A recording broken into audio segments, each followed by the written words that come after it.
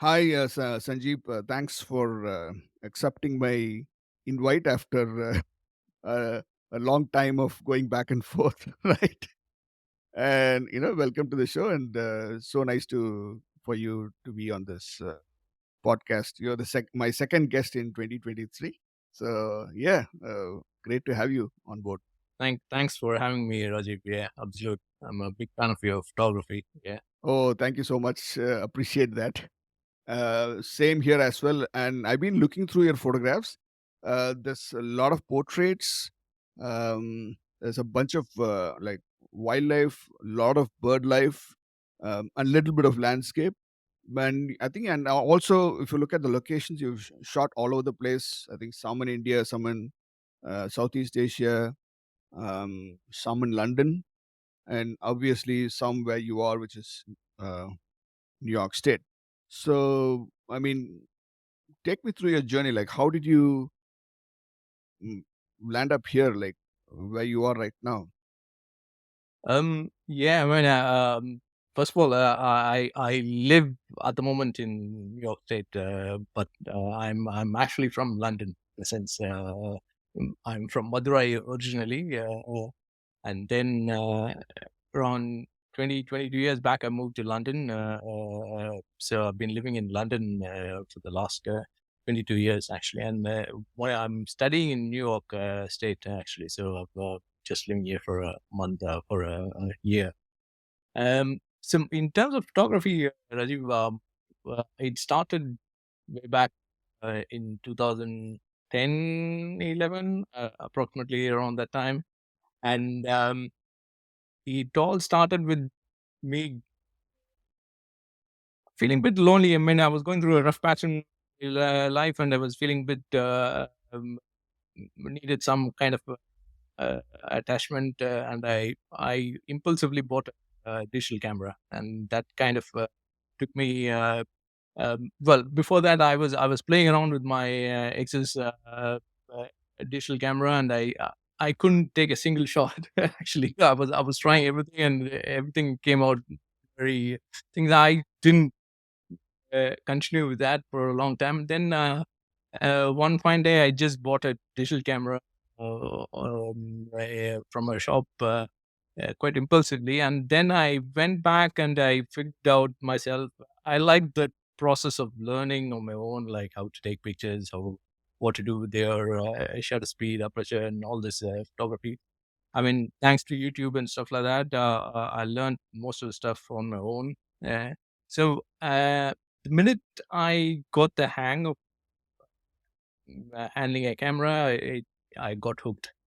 I mean, I started taking lots and lots of pictures, very bad pictures at the beginning, still so.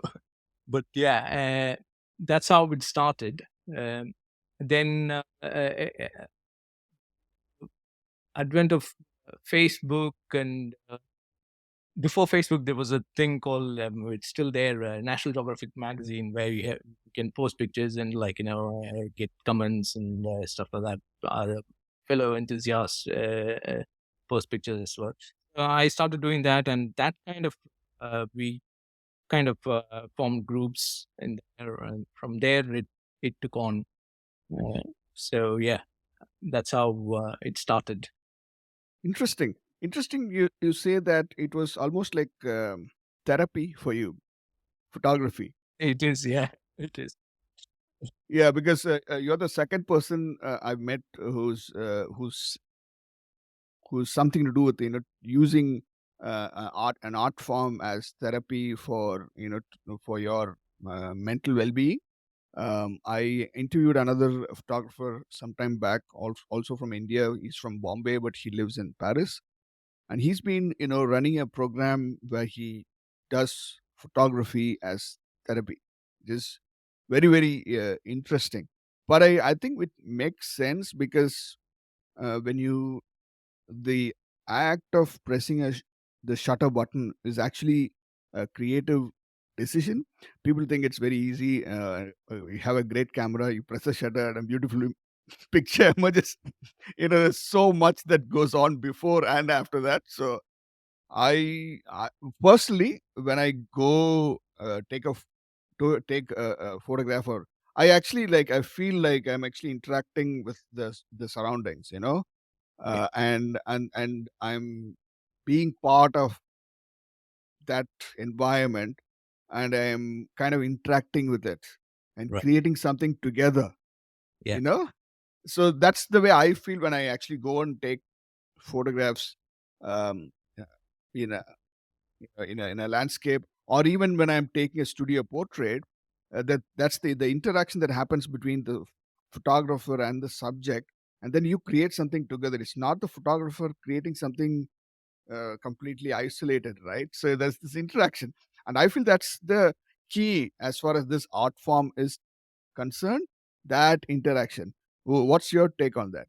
absolutely. I totally agree with that in the sense, like, I when I um, say it is therapeutic, in the sense it lets you express one, and like, and when I take photos, I totally lose myself in the process, like, and whenever that happens, it's good. It's always good, like, the best photos I've taken, according to me, are the ones where I spent hours, uh, probably, like, I remember still, it was freezing cold on one day, and I went to Hyde Park in London, and I took, like, for 5 hours I was in the cold, with freezing thing. But I totally, I mean, when I come back and look at the pictures, I totally forget what was happening to me.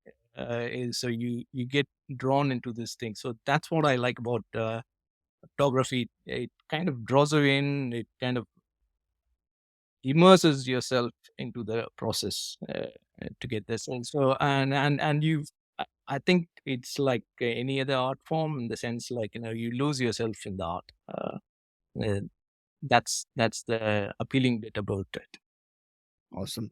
So, what's the kind of photography that you like to do? Like, because there's a whole mixed bag of things in your feed, but is there anything specific that you like? Yeah, I mean, I I'm I'm a bit of a dabbler in most genres, in the sense, I like taking pictures of people, culture, travel photography, and stuff like that. But I'm interested in portraiture. When I say portraiture, I like taking pictures of, not just people. I love taking pictures of people. I like taking pictures of animals and birds. Not necessarily wildlife pictures, but even, like, even with the garden birds or anything like that. I tend to spend a lot of time making portraits of them. Right, right, right. So, but what brought you to New York from London? Like, what are you studying? I'm studying at the moment business analytics Right. here. Um, yeah, my photography is more like an antidote towards my my professional life. It's always been like that, actually. Yeah, that's one of the reasons why I was working in retail in London, where I didn't get as much time as I wanted during weekends and stuff like that, and so I just wanted to leave the industry and get on to something different. I like learning. I know it's pretty late, but but Yeah, better late than never, brother. yeah, It's always good to keep learning and reinvent yourself all the time. So yeah, it keeps you fresh and motivated as well. I strongly believe in that, and I really don't like to do the same thing over and over again. I like some variety in my career as well. So that's great. But having photography as a hobby, and then you have your career. How do you see these two together? Because see, where I'm coming from is when I was a few years ago when I was in India, I was a total workaholic, and I was like spending. I know what time I go to the office, but I never know what time I'll come back. So my identity was totally like I am this whatever the designation or whatever. That was my identity. But after coming to New Zealand, And after picking up this the camera, my attitude has totally changed in the sense that I don't draw my identity from the job that I do. I just consider it as I have a specific set of skill set that I rent it out for the highest bidder. So I give a specific amount of time for that, and then after that, I do my own stuff. So the most frequently asked questions in India was like, "What do you do?" It's like where should I start? Uh, So, and that's the wrong question to ask me as well. mm, So do you feel the same way? uh, I feel slightly differently about it. I kind of compartmentalize photography as a profession and photography as a hobby. I mean, I haven't taken photography as a profession, so even though I worked as an event photographer for the Indian High Commission quite some time in London. But again, though that's a bit of a side hustle to pay for my cameras and stuff. Uh, True. Not so much as a profession, but for me, I find it slightly difficult to take photography as a profession. In the sense, the whole dynamics change. Like the amount of time you spend taking pictures for your own satisfaction and or for your own enjoyment is very limited. For me, I think it'll get limited if you do it as a profession, because uh, you end up paying your bills basically through it.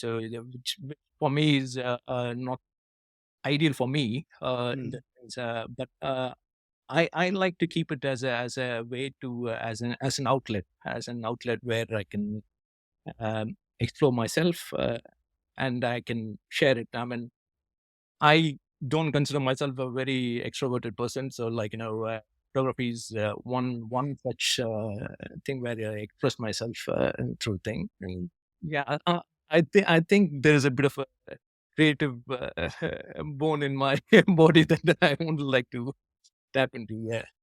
True, true. And I think it's very important to have a hobby because I think it keeps you sane in some respects in the sense that um, when you go back to work, you're more refreshed. Yeah. And there's scientific studies to prove that having a serious hobby is very good for your mental well-being as well.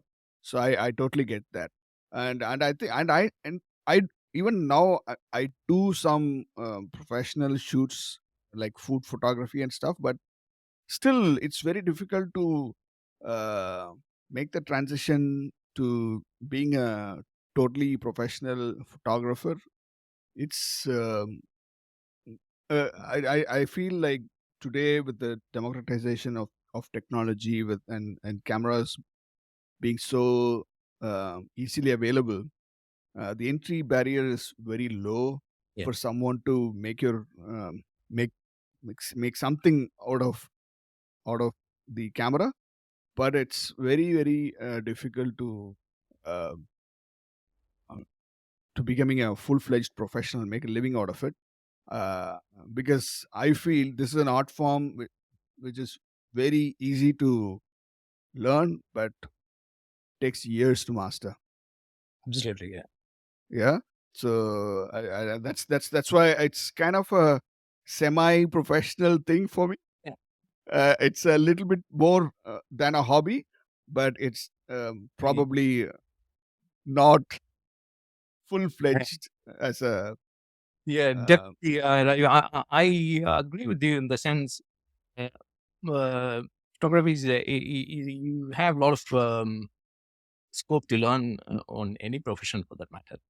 But for me, it's the distinction between people ask me, are you a professional? Are you an amateur? I mean, for me, only way I distinguish between a professional and an amateur is a professional makes money out of it. yeah, He has this as for a living.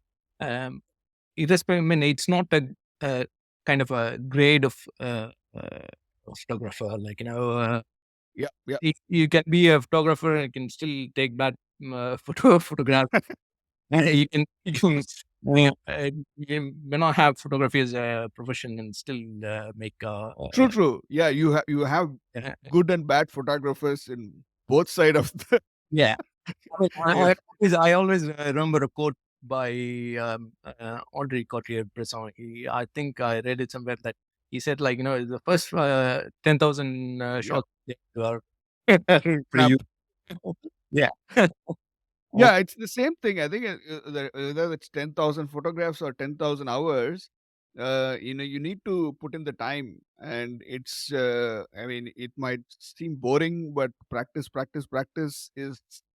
I feel the best way to learn anything, and especially photography, where there's so many, especially when you're a landscape photographer, where so many things are not under your control. Yeah. The weather, the sun, and the rain, etc., etc. So, for all things to come together for you to take that perfect shot, there's so many things that needs to go right, and for that to happen, you have to wait and go back and do it and rinse and repeat till you get it right. Yeah, I mean, it's almost like a professional sportsman. Like, you need to be fit to be playing. So you need to go through the routine of getting that.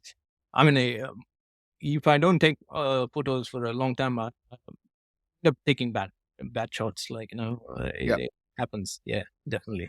yeah, true, true, true. So what's your what gear do you use? Like, are you like a Sony or a Canon or a Nikon guy? A Canon guy. Right. Always been a Canon guy, but like now I'm very almost illiterate about about gear and tech stuff. Like, if somebody stops me in the middle and asks, "What camera do you use? What lens do you use?" Like, now it'll take a couple of seconds for me to to think, because I'm not a I stick to thing, but I use a camera. I use a Canon 60 cameras, a couple of them. Um, my main thing I use.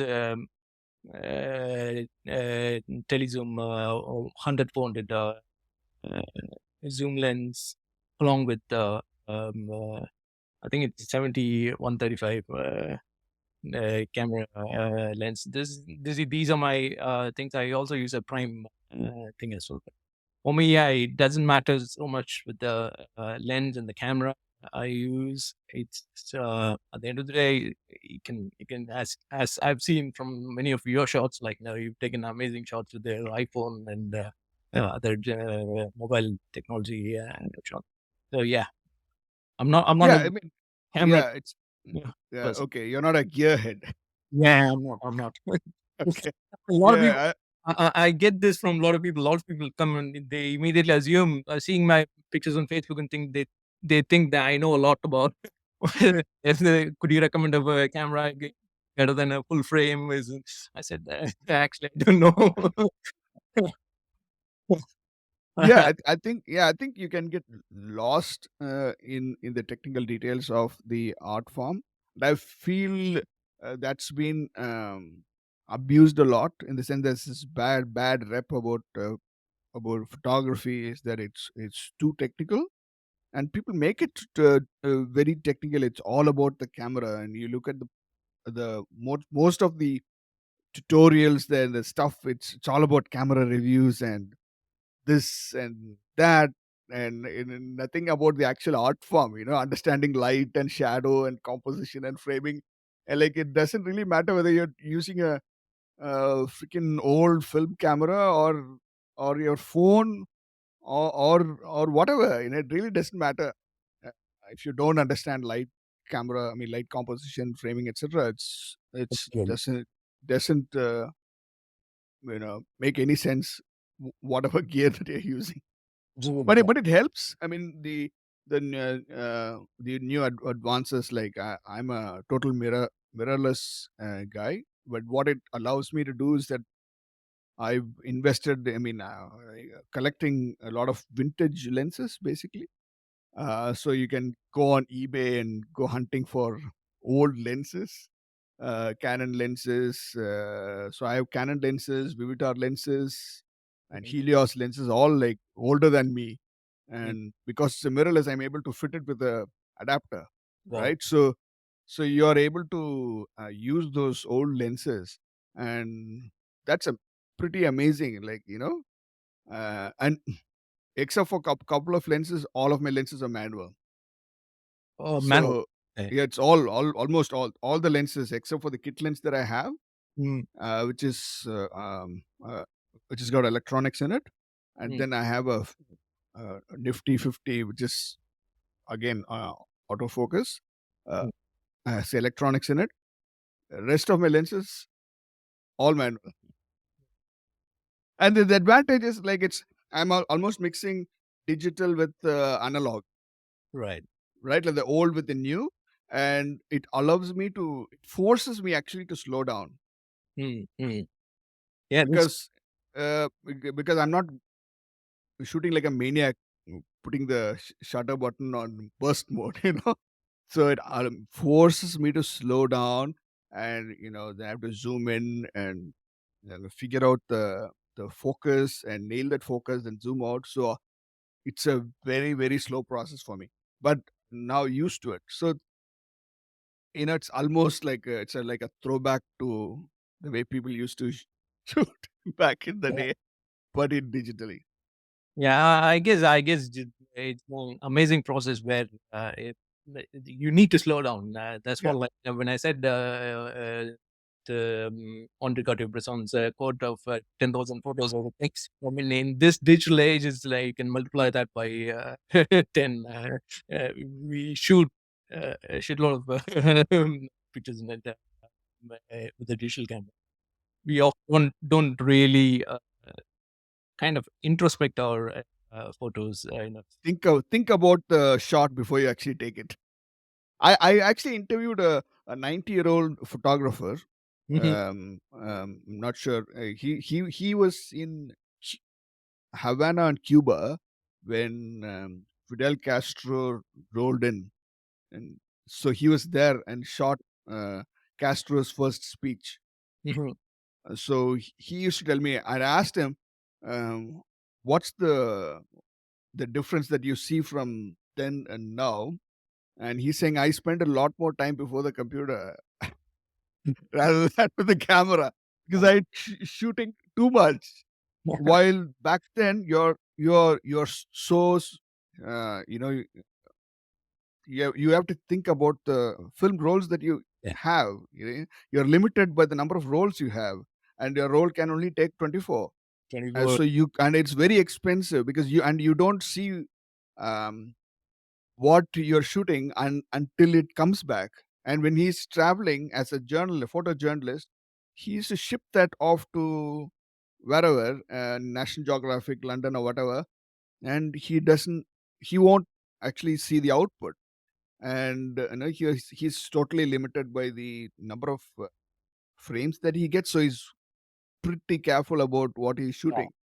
So yeah, that's the thing. You don't have the luxury of making mistakes of, yeah, and you also lose time as well, not just money and thing. You also lose time. So, uh, yeah, that'll definitely slowing down will help you study the craft bit more seriously and Right. understand. Yeah. Yeah. Yeah. So, tell me something about the places that you've shot. Like, what's your favorite place or the most, uh, what can you say? Because you've traveled across India, Indonesia, I, London, and now I, in US. I'm not much traveled actually. I've only Okay.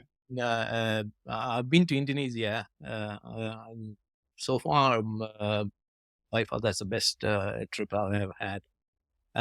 I've traveled not so much in India actually. Mhm. Yeah, I've traveled in UK. I've traveled to Europe. I've traveled in France and Spain and Greece. But in US as well, a lot of places. But for me, yeah, the Indonesia trip was my highlight of the thing because, like, that was the time I recently had bought the camera and I went on a backpacking trip for 3 weeks around Indonesia. And Indonesia is a fabulous place to to see both the natural, the landscape is fantastic. They have the uh, best, the most brilliant volcanoes there, um, and the culture of people is absolutely fantastic. So Indonesia was my one of my best times ever. And I saw that black and white picture of that lady which you posted on Instagram. Was that from Indonesia? Yeah, yeah. The uh, ones I posted recently are from Indonesia. But then I take portraits of people wherever I go. Like in India, I once I remember I was traveling through Bombay, through Mumbai, and had like a couple of hours, and I went out with my photos, and I got some very nice shots out of it, just around the airport area. So yeah, I believe in taking my camera wherever I'm going, and odd places. But I need to I need to immerse myself in it. I don't just take my camera and take a shot like that. I need to be in the thing to get that. But traveling to different places is one of the reason why I like photography. I'm very curious about other culture, other people, their different traditions and stuff like that.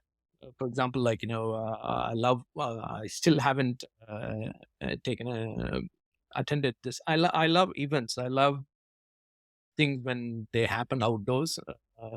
So one of my favorite things to photograph are London Notting Hill Carnival.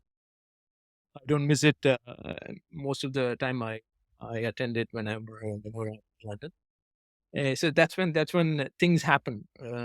Really dramatic things happen in open, and then it's a wonderful opportunity.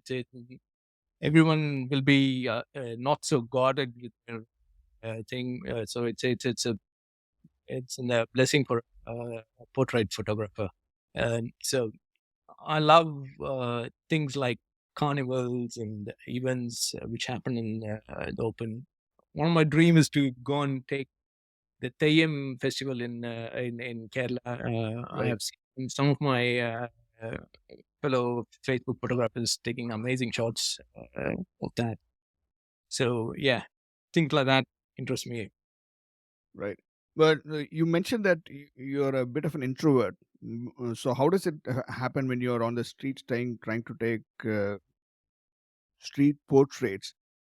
I always feel very there's a kind of what if they said no, and I'll feel like an idiot. So how do you do that? That's true. That is one of the biggest challenge of approaching somebody to take a photo, and do's and don'ts of that actually. So I mentioned that I worked in retail before.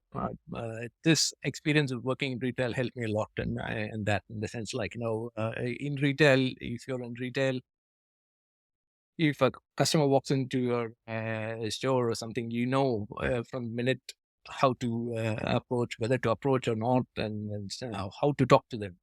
Same Right. principle that happened to there's no hard and fast rules, but again, you assess the situation, and you're bound to make mistakes in this. I've made many mistakes in such public situations. Mm, so you learn from it. You learn from it, and you kind of refine your process in the thing. Yeah. I remember one example where when you're enthusiastic about something, you go about without even thinking about the subject, or how what it makes how it makes them feel. Right. I was in London, in a East London market, a very busy place, very bustling, busy place called the Walthamstow Market. And when I was shooting everything, I saw a man in his working overalls and Caribbean, and just sitting down with his lunch. So I kind of missed the fact that he was what he was doing. So he was just having his lunch, and I kind of I was about to take a photo of him, and then uh, his reaction and stuff like that makes you stand back and think, okay, this is not the right moment. Like, you need to sometimes your photograph is not as important as the person's his Right. thing. You need to make that judgment call. Sometimes that can be the trickiest thing about street photography. Like, Right. uh, but there are also a lot of how do you say, sensitivities regarding that. Like, and there's no hard and fast rules, but like, no, you need to have a lot of personal ethics around the thing. You need to treat your subject with dignity. Like, now, if you think, uh, I mean, I used to uh, be, how do you say, bold in asking the person, or like, one of my photographer friends kind of asked me a question that stopped me in my tracks once. Actually, I was in Bangladesh and I was shooting things like, he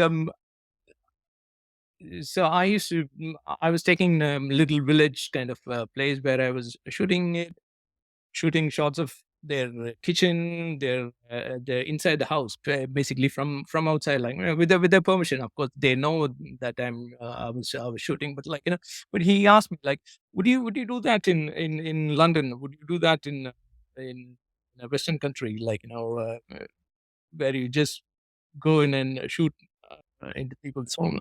I said, yeah, it's a good point. I mean, we sometimes we take this access to their lives as having photographed in India for a long time, like, you tend to think, like, okay, a lot of things happen in the street, but people do have privacy, people do have Mm. thing, but you should be able to respect, you should be able to draw the line, Right.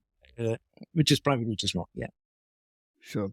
All right. So let's look at who's you. You often quote Henry Cartier-Bresson. Is he your favorite photographer of all time, or there He, he, other folks that you yeah, follow? he's one of my favorite photographers. I like his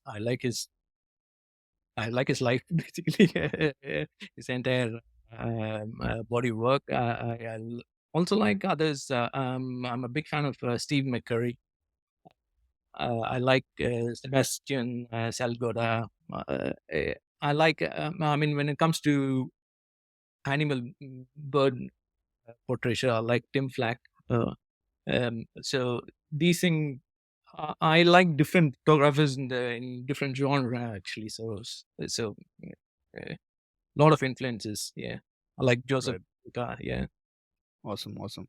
And of course, the great landscape photographers of North America, like Ansel Adams and everyone else.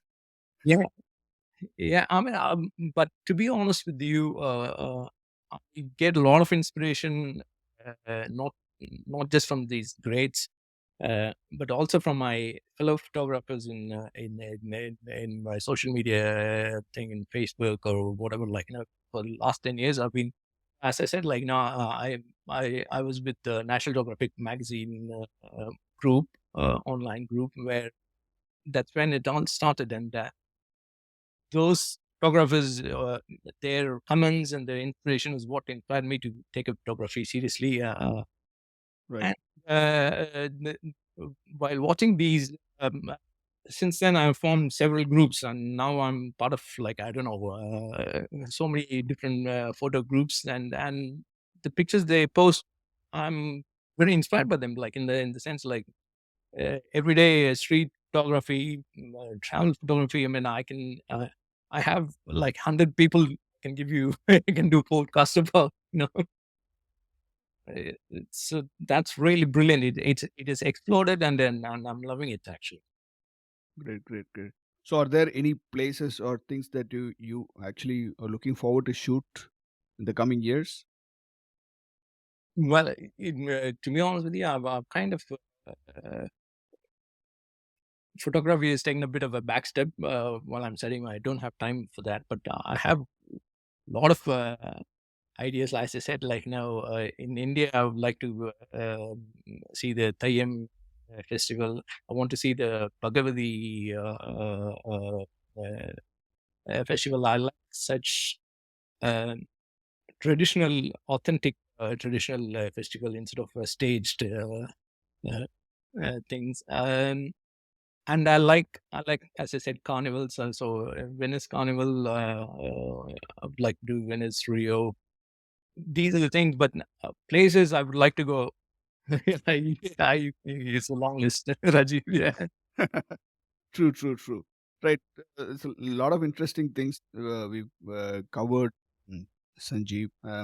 So, finally, just to close off this conversation, um, are there things you would have done differently Yeah. in the past when you were learning? Are there things you would have done differently, and what would your approach be looking back? Yeah. I would definitely. I would have gone out and taken more photographs. That's my biggest regret. Not going out enough was the biggest regret, I would say. And how I took those shots, that can that is immaterial for me. Like I would have learned it one way or the other. Those things. Uh, uh, the opportunity to go about taking photographs is the key thing, I would say, that that I would have done it differently. Awesome. So, how can people come and see your pictures? So, are you on Facebook and Instagram as well, or you are on other platforms? I'm not so much in other platform. I'm mainly in Insta and Facebook. Facebook is my main mainstay. Recently, I've started doing Instagram as well, but also on Flickr. But these are the places where I publish my photographs. Yeah. Right. Awesome. Yeah, I'll put links to your images in the show notes. So, thanks so much, Sanjeev. It's been a pleasure chatting with you, and obviously, in every conversation, there's a lot of takeaways from for me, and there's a lot of things that I've taken away from this conversation. And thanks a lot for your time. Thank you. Thanks for having me. It's been a pleasure. Thank you, Raju. Awesome. Thank you.